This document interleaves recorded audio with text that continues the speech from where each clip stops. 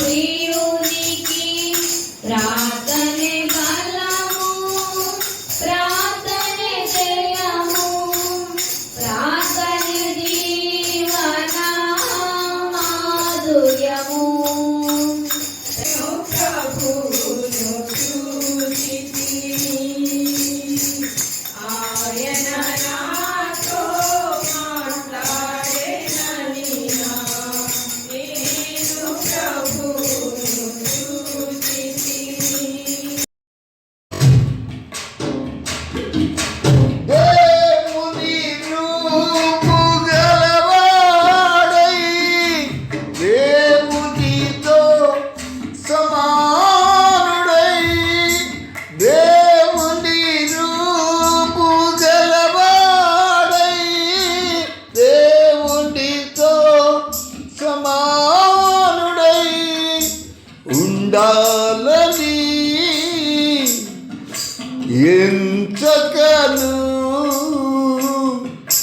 రిక్తునిగా చేసుకొని ఉండాలని ఎంచకను రిక్తునిగా చేసుకొని మరణించెను మరణించెను మరణించెను.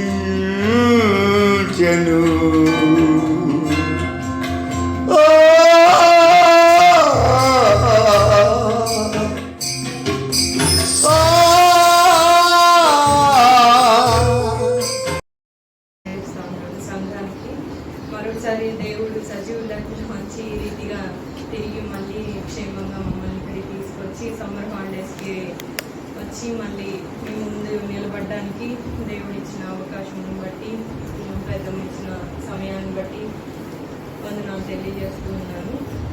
స్వప్న చక్కని దేవుని వాక్యాన్ని స్త్రీలంగా మనకి ఏమైతే అవసరమో భార్యలుగా స్త్రీలంగా చక్కని వాక్యాన్ని అందించారు.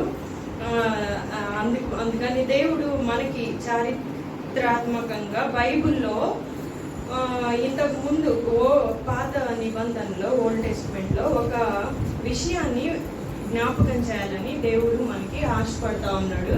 అది మీ అందరికీ తెలుసు, కొంతమందికి తెలిసి ఉండొచ్చు, కొంతమందికి తెలిసి ఉండకపోవచ్చు. కనుక మళ్ళీ మనం ఆ వాక్యాన్ని ధ్యానించాలని ఆశపడుతున్నాను. నాకు ఇచ్చిన 45 minutesలో సగమైన కంప్లీట్ చేయడానికి ట్రై చేస్తాను, మిగిలింది ఇంకోసారి చెప్తాను. చూడండి, బైబిల్లో అసలు ఇప్పుడు యెరూషలేంలో ఒక డోమ్ ఆఫ్ రాక్ అని ఒకటి ఉంది కదా, మీ అందరికీ తెలిసే ఉంటుంది కదా. ఇప్పుడు దాని మీదే పెద్ద పెద్ద యుద్ధాలు జరుగుతూ ఉన్నాయి కదా. ఆ డోమ్ ఆఫ్ రాక్ అసలు ఎక్కడ బైబిల్లో స్టార్ట్ అయింది, ఇప్పుడు ప్రెజెంట్ డోమ్ ఆఫ్ రాక్ ఎట్లా వచ్చింది, దాని బైబిల్లో ఎక్కడి నుంచి దేవుడు దాన్ని ఇక్కడి వరకు వచ్చింది అనేది మనం ఫస్ట్ నుంచి ధ్యానిద్దాం. ఎలాంటి పరిస్థితుల్లో అసలు ఫస్ట్ ఆ స్థలం ఏ స్థలమో మీకు ఎవరికైనా తెలుసా? ఎవరికైనా ఐడియా ఉందా? డోమ్ ఆఫ్ రాక్ బైబిల్లో ఏంటి ఫస్ట్ అసలు? సరే, ఒకసారి మనం చూద్దాం. బైబిల్లో దేవుడు కళ్ళాలు అనే విషయాన్ని దేవుడు చాలా చోట్ల రాయించి ఉన్నాడు, తెలుసు కదా. మనము ఆ కళ్ళముల గురించి ధ్యానిద్దామని ఆశపడతా ఉన్నాను. ముఖ్యంగా బైబిల్లో చాలా చోట్ల న్యూ టెస్ట్మెంట్ లో కూడా రాయబడి ఉంది కళ్ళముల గురించి కదా. రాయబడి ఉంటే ఇంపార్టెంట్ గా 4 కళ్ళాలు బైబిల్లో. ఫస్ట్ అరౌనా కళ్ళం. ఈ అరౌనా కళ్ళం గురించి, ఇది 4వ కళ్ళం. మీరు జాగ్రత్తగా వినాలి. ఇలాంటి విషయాల నుంచి దేవుడు మనకి బైబిల్లో కొన్ని విషయాలు తెలియచేస్తాడు, మన జీవితాలకు కూడా దీన్ని అన్వయిస్తాడు. కనుక త్వరగా చెప్పాలని ఆశపడతా ఉన్నాను. ఇది 4వ కళ్ళం అన్నమాట. ఏం కళ్ళం? అరౌనా కళ్ళం. ఎక్కడుందంటే ఇది చూడండి, 2వ సమూయేలు 24వ అధ్యాయం తీస్తారా? 2వ సమూయేలు 24వ అధ్యాయం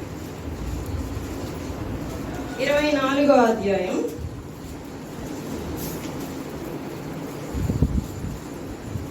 చూడండి ఫస్ట్ నుంచి మనము ఇక్కడ చదివినట్లయితే ఇక్కడ దేవుడు ఏ రీతిగా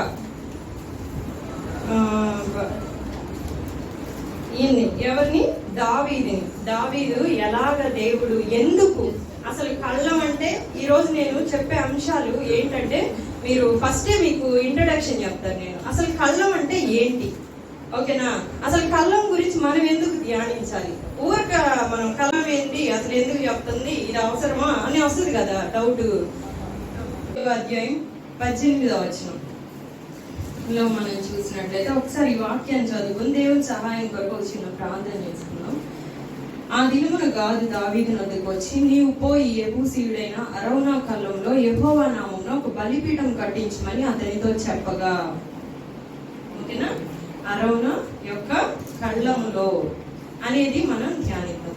మమ్మల్ని మిక్కిలిగా ప్రేమించిన పరలోకపు తండ్రి, పరిశుద్ధుడైన దేవ, జీవం గల తండ్రి, జీవాధిపతి, సర్వాధికారి దేవ, మాకు ఇచ్చినట్టు దేవా వేసే సమయం బట్టి దేవ మీకు వందనాలు స్తోత్రాలు చెల్లిస్తాను. స్త్రీలు ఆసక్తి ఎండలో కూడా ప్రభావ ప్రియ బిడ్డలు చేరి ప్రభా మీ మీద నా తండ్రి ఆసక్తితో మమ్మల్ని అందరినీ ఇక్కడ చేర్చినందుకు, మీ మాటలు ధ్యానించగలరు, ప్రార్థించగలరు మీరు ఇచ్చిన అవకాశం ఇంకా మీకు స్తుతిస్తున్నాను. ఏ మాటలైతే ప్రభా మీరు మాకు తండ్రి బోధించాలనుకుంటున్నారు ప్రభా, ఆత్మతో నాకు మాకు మా అందరికి కూడా తండ్రి మీరు బోధించమని ప్రార్థిస్తున్నాను. అయోగ్యరాని ఎన్నికలే నన్ను ప్రభా మరుగు చేసి పూర్తిగా ప్రభా మీ మాటలు మాత్రమే తండ్రి మాతో మాట్లాడమని మిమ్మల్ని బ్రతిమాలుకుంటూ దేవా ఈ యొక్క కళ్ళములు మీరు ఎందుకు రాయించారో వాటిని మాకు తండ్రి తెలియజేయండి. వాటి వల్ల మేము ఏమి నేర్చుకోవాలో, మా జీవితాల్లో మేమేమి నేర్చుకోవాలో మాకు నేర్పించమని వేడుకుంటూ నజరేయుడైన యేసయ్య పరిశుద్ధ నామమున స్తుతించి ప్రార్థించడి వేడుకుంటున్నాను కన్న తండ్రి,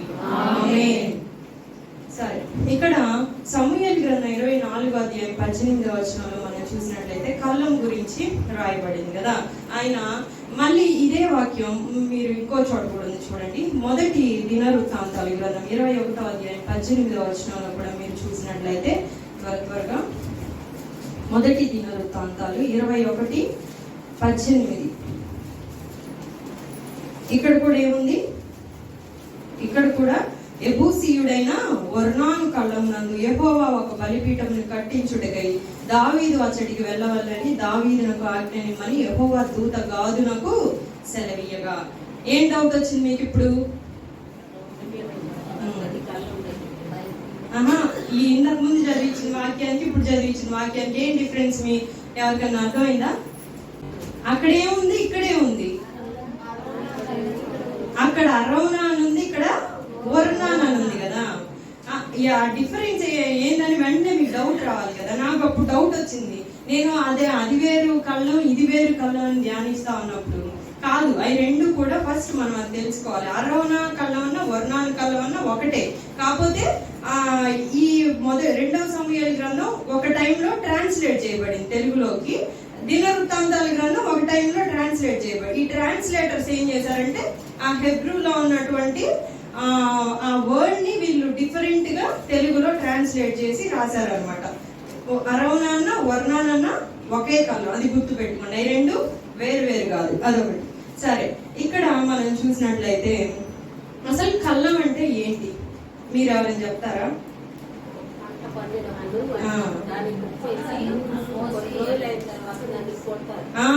కొడతారు కదా. అది ఆ కళ్ళం అంటే ఏంటంటే పంట పండినప్పుడు అదంతా ఒక చోటికి చేరుస్తారు.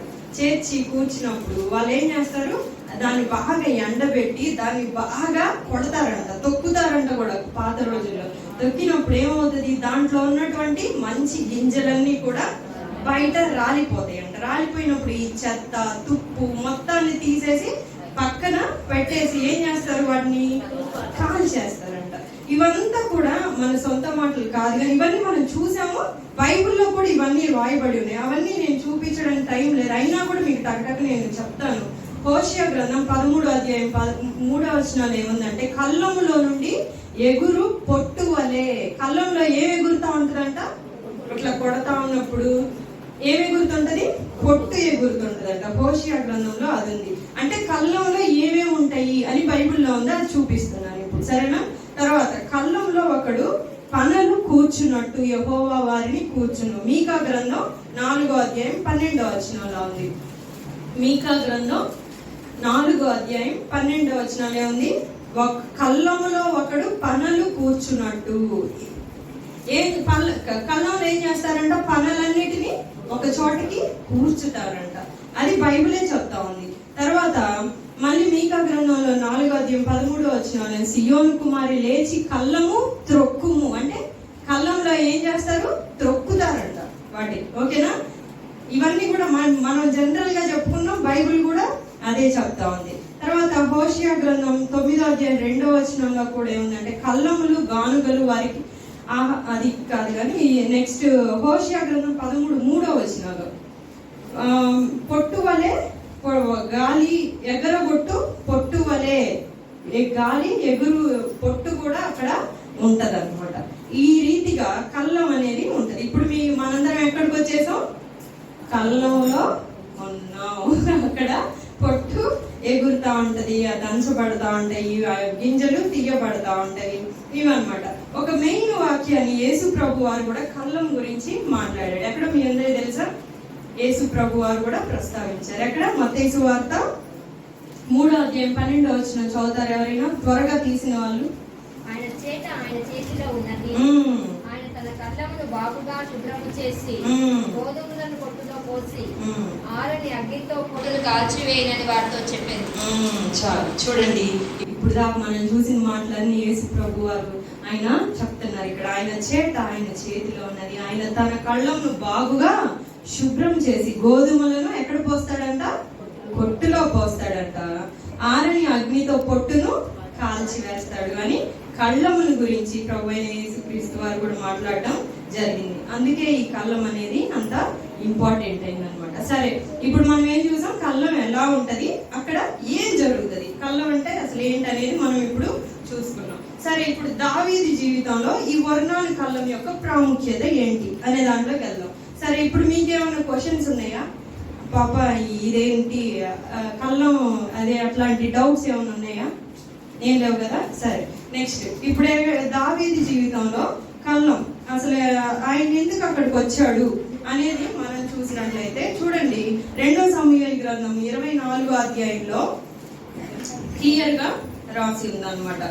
చూడండి, ఇంకొక మారు యెహోవా కోపం ఇజ్రాయేలీల మీద రగులు కొనగా ఆయన దావీదును వారి మీదకి ప్రేరేపణ చేసి నీవు పోయి ఇజ్రాయేలు వారిని యూదా వారిని లెక్కించమని అతనికి ఆజ్ఞయించును. అందుకు రాజు తన యొద్దనున్న సైన్యాధిపతి అయిన యోవాబును పిలిచి జనసంఖ్య ఎంతైనది నాకు తెలియగల అందులకై దాను మొదలుకొని బెయేర్షెబా వరకు ఇజ్రాయేలీల గోత్రములలో నీవు సంచారం చేసి వారిని లెక్కించమని ఆజ్ఞేయగా. ఇదంతా మీకు మనకి తెలిసిన విషయమే కదా. దావీదు ఎన్నిసార్లు తప్పు చేశాడు? ఎన్నిసార్లు దేవునికి వ్యతిరేకంగా? 3 సార్లు చేశాడు కదా. ఏమేమి విషయాలంటే, ఒకటి బెత్షెబా విషయంలో తప్పు చేశాడు, రెండోది ఇక్కడ లెక్క చూశాడు, మూడోది ఎక్కడ?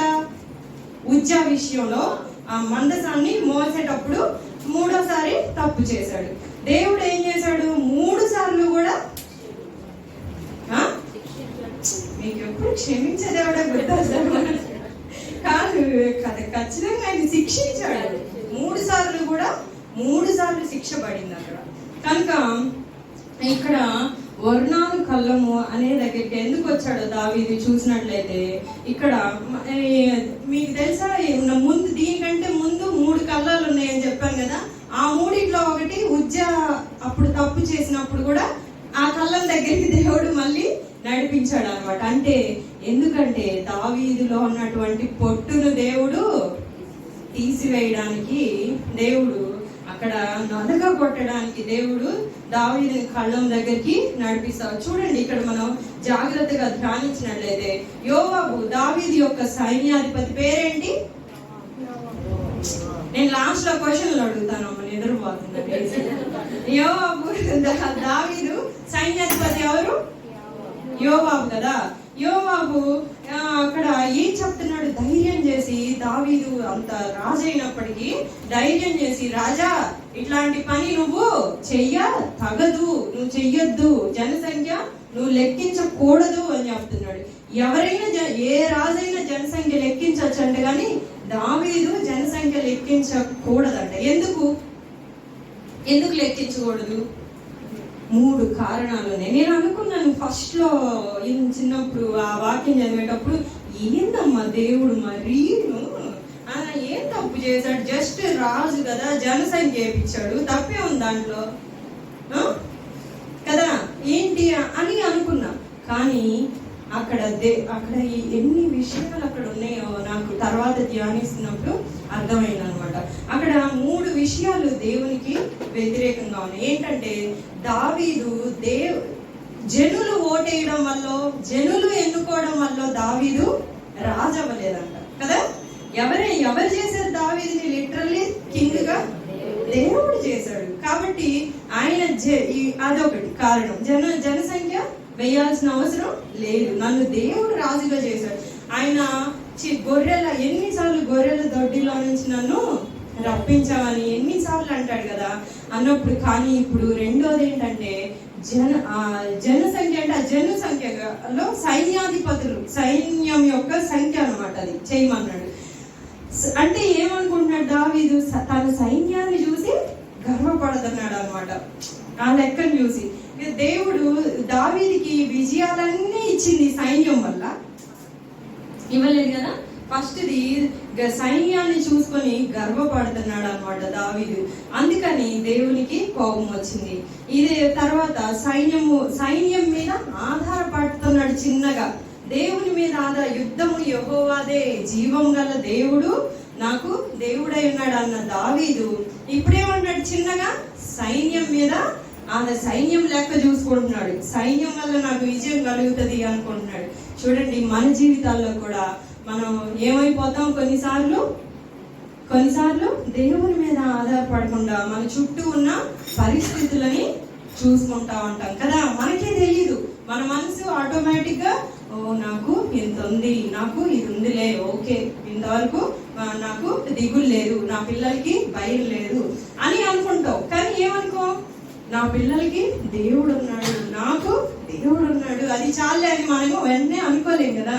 కొన్నిసార్లు మనం కూడా దావీదులాగా వేరే విషయాల మీద గర్వపడటం, లేదంటే వాటిని చూసుకుని మనం ఆధారపడుతుంటాం, వాటి మీద ఆధారపడతాం. డాక్టర్స్ ఉన్నారులే, ఏమన్నా మనకి బాగాలేకపోతే మంచి డాక్టర్ ఉన్నాడులే, మనకి ఏం దిగులు అనుకుంటుంటాం కదా. దేవుడు ఉన్నాడులే, మనకేమి అనుకో. అట్లాగే దావీదు కూడా ఇక్కడ అనుకుంటా ఉన్నాడు. అప్పుడు దేవుడు ఏం చేశాడు చూడండి, యోవాబు చేత చెప్పించాడు, జనుల సంఖ్య ఎంత ఉన్నను నా ఏలిన వాడవు రాజు నాకు నీవు బ్రతికి ఉండగానే దేవుడైన యెహోవా దానిని 100 ఎక్కువ చేయుగాక, నా ఏలిన వాడు రాజు నాకు, నీకు ఈ కోరిక ఎలా పుట్టేనా నేను. చూడండి, ఈ మాట మన జీవితాల్లో మనకి, నీకు ఈ కోరిక ఎలా పుట్టెను దేవుడు చెప్తున్నాడు, చెప్పిస్తాడు మనకు కూడా.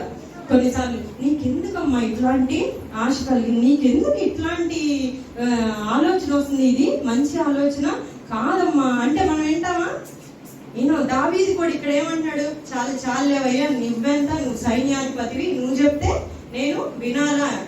వాట్ ఐ సెడ్, నేను వెళ్ళి జనసంఖ్య చేయమన్నా, నువ్వు వెళ్ళి చెయ్యి అంతే, నువ్వు నాకు చెప్పేవాడివి కాదన్న. అలాగా మన జీవితాల్లో కొన్నిసార్లు మనకంటే చిన్న వాళ్ళైనా, మనకంటే తక్కువ వాళ్ళైనా చెప్పినప్పుడు ఆ విషయం గురించి మనం ఆలోచించాలి కదా. ఇక్కడ యోవాబు చెప్పిన మాట దావీదు గాని విన్నట్టయితే ఆ కళ్ళం దగ్గరికి వెళ్ళాల్సిన పరిస్థితి వచ్చేది కాదేమో. అయితే దావీదు వెళ్ళలేదు. మనం తల్లిదండ్రులు చెప్పినప్పుడు, లేదంటే మన ఎవరు మంచి మాట చెప్పినప్పుడు మనం దాని గురించి చెవిన పెట్టాలి, ఆలోచించే వాళ్ళంగా ఉండాలి. ఇక్కడైతే దావీదు వినకుండా, చూడండి ఏమేమి విషయాలు నేను చెప్తా ఉన్నాను. ఫస్ట్ దేవుని చెప్పిన మాట వినలేదు. తర్వాత దేని మీద ఆధారపడ్డాడు? ఫస్ట్ది సైన్యం మీద ఆధారపడ్డాడు. మనం కూడా వేటి మీద ఆధారపడకూడదు. రెండోది చెప్పిన ఆలోచనలు మనం లక్ష్య పెట్టాలి. వినాలా? నువ్వేందులే నాకు చెప్పేది, నువ్వు చదివితే నేను వినాలా, నీ వయసు ఎంత, నువ్వెంత అంటుంటారు కదా. అట్లాంటి అనుకోకుండా మనం ఎవరు చెప్పిన మాటని ఆలోచించాలి. అది మంచిదైతే మనం పాటించే వాళ్ళంగా ఉండాలి, అంతేగాని దాన్ని త్రోసి వేసే వాళ్ళంగా ఉండకూడదు. చూడండి, అప్పుడు దేవునికి చాలా కోపం వచ్చింది అనమాట. కోపం వచ్చి దావీదు విత్తుచున్నాడు. ఇక్కడ ఖచ్చితంగా ఏం చేస్తాడు? కోస్తాడా లేదా? మనం కూడా అంతటి దావీదులో ఉన్నటువంటి ఒక మంచి లక్షణం ఏంటంటే ఎవరు మంచి సలహా చెప్పినా వింటాడు అనమాట దావీదు. చూడండి, అప్పుడు కూడా బెత్షెబాబు తప్పు చేసినప్పుడు కూడా ప్రవక్త వచ్చి చెప్పగానే ఒప్పుకొని క్షమించమని ఆయన పశ్చాత్తాపంతో, దావీదంతా పశ్చాత్తాప పడే గుణం కానీ వినే మనసు కానీ ఎవరికి లేదంట. అట్లా ఉన్నప్పుడు దేవుడు కూడా ఏం చేశాడు? అంత పెద్ద తప్పులు చేసినా కూడా దావీదుని క్షమిస్తా వచ్చాడు. అట్లాగా అప్పుడు మనం చూసినట్లయితే దేవుడు తర్వాత ఏం చేశాడు? ఇక్కడ చూడండి, నెక్స్ట్ 10వ వచనంలో జనసంఖ్య చూసినందుకే దావీదు మనసు కొట్టుకొనగా. అప్పుడు ఏమైంది? భయం స్టార్ట్ అయింది. మన గుండె ఎప్పుడు కొట్టుకుంటది? భయం వచ్చినప్పుడు, ఏదన్నా బాధ వచ్చినప్పుడు హార్ట్ బీట్ ఏమైపోద్ది? స్పీడ్గా అయిపోద్ది. అట్లాగే దావీదు కూడా అయిపోతుంది అనమాట. అయిపోయినప్పుడు అప్పుడు దేవుడు నేను చేసిన పని వలన గొప్ప పాపము కట్టుకుంటుని, నేను ఎంతో అవివేకినై దాన్ని చేసి తిని. చూడండి, దావీదు ఎలాంటి మనసు కలిగి వెంటనే ఏమన్నాడు? నేను చేసిన పని వలన గొప్ప పాపము కట్టుకొంటిని, కరుణయించి నీ దాసుడనైన నా దోషమును పరిహరింపమని యెహోవాకి మనవి చేశాడనమాట. చూడండి, మనం కూడా మన జీవితాల్లో ఆ రీతిగా వెంటనే తప్పు చేసాము అని తెలియగానే మన మనసుకి పరిశుద్ధాత్ముడు నువ్వు ఈ తప్పు చేసావు కదా అనగానే పశ్చాత్తాపడే మనసు మనకి ఉండాలన్నమాట. దాన్ని సమర్థించుకునే మనసు మనకి ఉండకూడదు. ఏముంది ఇందులో, తప్పే ఉంది, చూస్తే తప్పే ఉంది, జస్ట్ అట్లాంటి సమర్థించుకోకుండా దేవుని దగ్గర పశ్చాత్తాపడే మనసు ఉండాలి. అక్కడ పశ్చాత్తాపడ్డాడు కాబట్టే దావీదుని దేవుడు మరణానికి ఎప్పుడు అప్పగించలేదు. చూడండి, 3 ఆప్షన్స్ ఇచ్చాడు. ఇవన్నీ మీకు తెలిసిన విషయాలు కదా, అందుకని నేను ఎక్కువగా వెళ్ళట్లేదు. 3 ఆప్షన్స్ ఇస్తే చివరికి దావీదు ఏమన్నాడు? నీ చేతిలో పట్టమే మంచిది ప్రభువా. అందుకు దావీదు 14వ వచనంలో యెహోవా గొప్ప బహువాత్సల్యం గలవాడు కనుక మనుషుని చేతిలో పడకుండా యెహోవా చేతిలోనే పడదుగా కానీ గాదుతో అని గాదు ప్రవక్తతో ఏం చెప్పాడు? యెహోవా చేతిలోనే పడడం వాత్సల్యత గలవాడు కనుక ఆయన చేతిలో పడటమే మంచిది అన్నాడు. సరే, ఇంకా అప్పుడు ఏమైంది? ఎంతమంది? 3వ ఆప్షన్ అనమాట ఇది. 3 సంవత్సరాలు కరువు కానీ 3 ఇక్కడ దాంట్లో 7 సంవత్సరాలు ఉంది. అది కూడా ట్రాన్స్లేషన్ మిస్టేక్ అంట. 3 సంవత్సరాలు, ఇక్కడ 7 ఉంది కదా. దినవృత్తాంతాలు మొదటి గ్రంథంలో మనం చూసినట్లయితే అక్కడ 3 సంవత్సరాలు ఉంది. చూడండి, క్షామము, కరువు.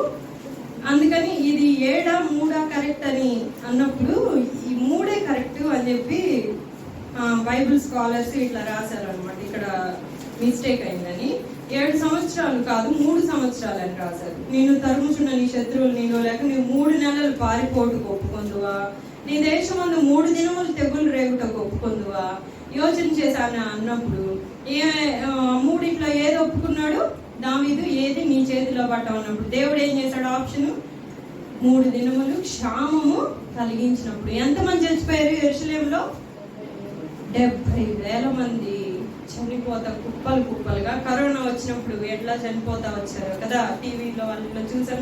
అంతకంటే దారుణంగా చనిపోతా వచ్చినప్పుడు అప్పుడు దావీదు యెహోవా ఆ కీడుని గురించి సంతాపం అంతే చాలు, నీ చెయ్యి తీయమని జనులను నాశనం చే దూతకు ఆజ్ఞ ఇచ్చాడంట. 16వ వచనం ఆజ్ఞ ఇచ్చినప్పుడు అప్పుడు చూడండి, ఇప్పుడు కళ్ళం దగ్గరికి యెహోవా దూత యెబూసీయుడైన అరౌనా కళ్ళం దగ్గర ఉన్నాడు. ఎక్కడ ఆగాడంట? ఇక్కడ అరౌనా కూడా దేవునికి ఇష్టమైన వాడు అని చదువుతా ఉన్నాను, వేరే బుక్స్ లో రాసింది అనమాట. దేవుని అందుకే అక్కడ ఆగాడు. దినవృత్తాంతాల గ్రంథంలో మనం చూసినట్లయితే ఈ అరౌనా ఆయన పిల్లలు కూడా వెళ్ళేసి ఆ పొలంలో ఆ కళ్ళంలో పని చేస్తున్నారంట. ఆయన కొడుకులు పని చేస్తా ఉన్నప్పుడు చూడండి, తండ్రి మాట వినే కొడుకులు అట్లాంటి చోట ఆ యొక్క దూత ఆగి ఉందంట. ఆయన కళ్ళంలో ఆయన పొలంలో ఆగినప్పుడు దావీదు జనులను నాశనం చేసిన దూతను కనుగొని యెహోవాకు ఈలాగు ప్రార్థించును, చిత్తగించుము, పాపం చేసిన వాడను నేనే, దుర్మార్గంగా ప్రవర్తించిన వాడను నేనే. గొర్రెల వంటి వీరేమి చేసిరి, నన్నును నా తండ్రి ఇటు వారిని శిక్షించుమని. అప్పుడు 70,000 మంది చనిపోయిన తర్వాత దావీదు ప్రార్థించినప్పుడు అప్పుడు ఏం చేశాడంటే, ఆ దినమునగా గాదు దావీదు నదికి వచ్చి, నీవు పోయి యెబూసీయుడైన అరౌనా యొక్క కళ్ళంలో యెహోవా నామమున ఒక బలిపీఠం కట్టించమని అతనితో చెప్పగా. ఇది మన ఈరోజు పాఠ్యాంశం అన్నమాట. ఏం చేశాడు అక్కడ? దావీదు ఒక బలిపీఠమును కట్టించమని దేవుడు చెప్తా ఉన్నాడు అనమాట. ఆ కళ్ళంలో ఏం చేశాడు? అక్కడ ఆయన దేవుని చేత క్షమింపబడ్డాడు కదా. దావీదు క్షమించబడ్డాడు. ఆయనలో ఉన్నటువంటి ఇందాక అవిధేయత, సైన్యం మీద ఆధారపడే పరిస్థితి, మాట యోవాబు చెప్పినప్పుడు మాట వినని స్థితిని దేవుడు ఏం చేశాడు? పొట్టు రూపంలో దాన్ని తీసివేశాడంట. తీసివేసి ఆయన అట్లాగే ఆయన్ని సరిచేసినట్లుగా ఈ అరౌనా కళ్ళంలో మనం చూస్తా ఉన్నాం. ఇక్కడ ఏమైందంటే, దావీదు యొక్క మంచి మనసుని దేవుడు బయటికి తీసినట్లుగా చూస్తా ఉన్నాం. అట్లాగే ఈ కళ్ళం అంటే మన సంఘానికి గుర్తుగా ఉంది. ఈ కళ్ళము మన హృదయానికి గుర్తుగా ఉంది. మన హృదయం కూడా ఒక దేవాలయం. ఇక్కడ అసలు విషయం ఏంటంటే, ఈ కళ్ళంలో ఏం కట్టబడిందంటే, తర్వాత ఇక్కడ దావీదు ఏం చేశాడు? బలిపీఠాన్ని కట్టాడు. గుర్తుపెట్టుకోండి. దావీదు తర్వాత ఇక్కడ నెక్స్ట్ మనం చూసినట్లయితే ఇక్కడ చూడండి, 2వ దినవృత్తాంతాల గ్రంథం 3వ అధ్యాయం 1వ వచనంలో చూస్తే మీకు అర్థమవుతుంది. 2వ దినవృత్తాంతాలు 3వ అధ్యాయం 1వ వచనం చదువుతారా? తర్వాత